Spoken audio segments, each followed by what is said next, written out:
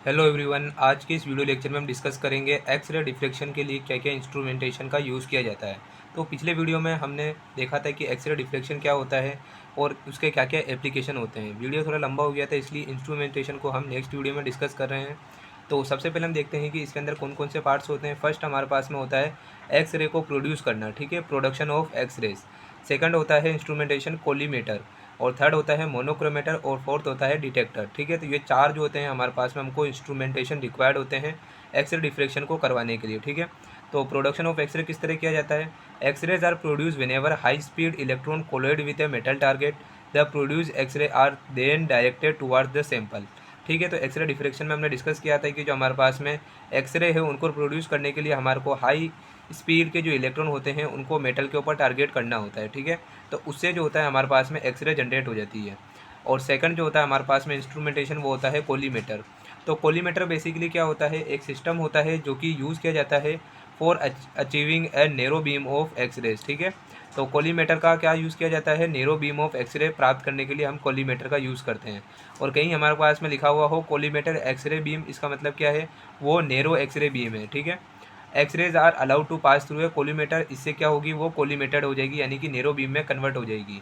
इसके बाद में हम बात करते हैं मोनोक्रोमेटर की। ठीक है, तो मोनोक्रोमेटर क्या होते हैं, is a device use to select a radiation of a single wavelength और एनर्जी।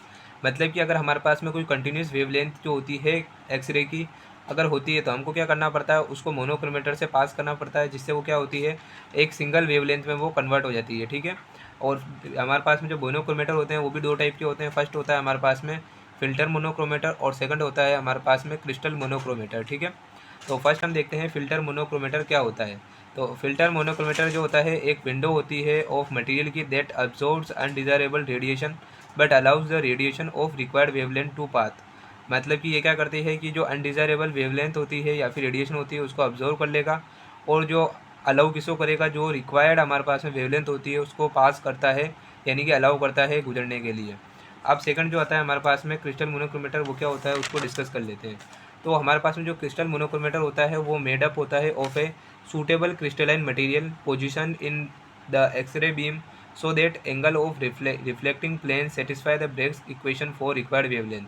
मतलब इसमें हम क्या करते हैं, कंटिन्यूस वेवलेंथ वाली जो एक्सरेज होती है उसको हम क्या करते हैं, जो क्रिस्टलाइन मटेरियल होता है उस पर जो होती है इंसिडेंट करते हैं। तो उससे क्या होगा कि कुछ जो सूटेबल एंगल वाली होगी, जो हमारे पास में जिस वेवलेंथ है उसके लिए ब्रेक्स कंडीशन फॉलो हो जाती है, मतलब कि वो जिस एंगल पे इंसिडेंट हो रही है उस पर ब्रेक्स कंडीशन सेटिस्फाई हो जाती है, तो वो क्या होगी, डिफ्लेक्ट हो जाएगी। तो इस तरह से जो है हम दूसरी जो हमारे पास में कंटिन्यूस वेवलेंथ वाली एक्सरेज है उसे जो हमारे पास में जो डिफ्लेक्ट हो रही है एक्सरेज उसको सेपरेट कर सकते हैं। ठीक है, तो बस इसमें हमारे को यही करना पड़ता है कि जो क्रिस्टलाइन मटेरियल है उसको पोजीशन करना पड़ता है एक्सरे बीम के towards so that angle of reflecting plane satisfy the Bragg's equation for required wavelength. ठीक है, अब हम बात करते हैं डिटेक्टर, यानी कि चौथे जो हमारे पास में है instrumentation. So detector is use to measure the record use to measure और रिकॉर्ड द एक्सरेज इंटेंसिटीज़। ठीक है, तो डिटेक्टर का काम क्या होता है, एक्सरे इंटेंसिटी को रिकॉर्ड करता है, ठीक है, या फिर मेज़र करता है। और हमारे पास में ये दो तरह के मेथड्स हो सकते हैं। फर्स्ट होता है फोटोग्राफिक मेथड। ठीक है, तो इसमें हम क्या करेंगे, फोटोग्राफिक प्लेट्स का या फिर फिल्म्स का यूज़ करेंगे। और सेकंड होता है काउंटर मेथड। तो काउंटर मेथड भी हमारे पास बहुत तरीके से हो सकते हैं, जैसे कि Geiger Muller counter, proportional counter. ठीक है, इस तरह से और भी हमारे पास में काउंटर टेक्निक्स होती है। तो हम देखते हैं कि जो फोटोग्राफिक मेथड होता है वो क्या होता है। सो फोटोग्राफिक मेथड में क्या होता है, in this method the X ray intensity and position are measured और रिकॉर्डेड बाय फोटोग्राफिक फिल्म, जिसे हम क्या कहते हैं, सिलेंड्रिकल फिल्म भी कहते हैं। ठीक है, तो फोटोग्राफिक फिल्म को अगर हम सिलेंड्रिकल वे में अरेंज कर देते हैं तो उसको हम क्या कहेंगे, सिलेंड्रिकल फिल्म भी कह सकते हैं।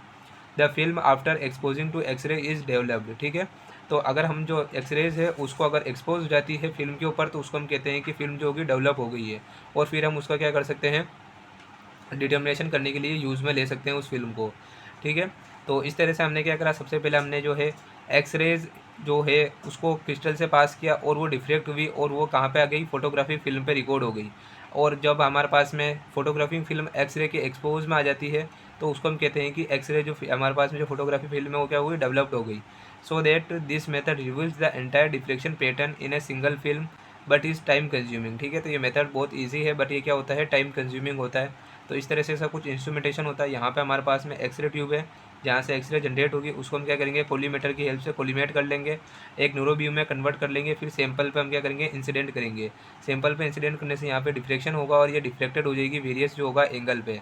इसके बाद ये फोटोग्राफी फिल्म पे क्या होगी, रिकॉर्ड कर ली जाएगी। ठीक है, तो इस तरह से हम क्या करते हैं, फोटोग्राफी फिल्म पे जो है जो एक्सरेज है उसकी इंटेंसिटीज़ को रिकॉर्ड कर लेते हैं, और जो हमारे पास में जो क्या होगा, जो हमारे पास में डिफ्लेक्शन पैटर्न है उससे जो हमारे पास में क्रिस्टल है उसके बारे में जो है जानकारी प्राप्त कर लेते हैं। तो इस तरह से हमारे पास में इंस्ट्रूमेंटेशन होता है एक्सरे डिफ्लेक्शन टेक्निक का। आई होप कि आपको वीडियो हेल्पफुल लगा होगा, तो वीडियो को लाइक करें और हमारे चैनल को सब्सक्राइब करें। Thanks for watching.